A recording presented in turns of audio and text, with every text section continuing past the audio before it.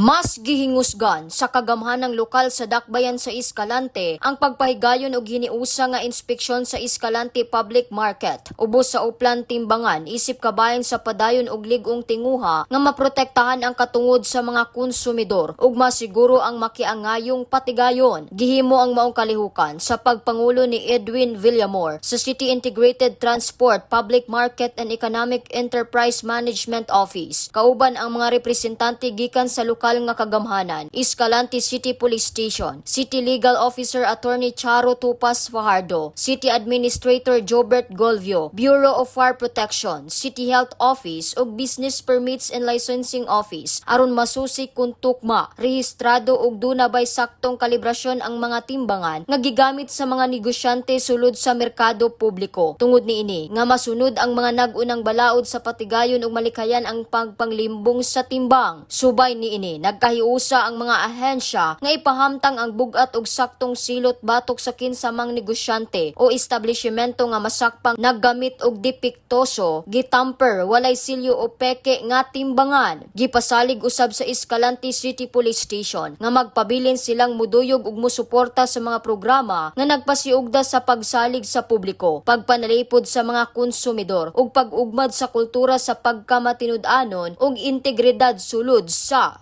syudad. In the heart of changing lives, kini si Brigada Marlene Aranyaz Albia sa 89.3 Brigada News FM San Carlos, the Music News Authority.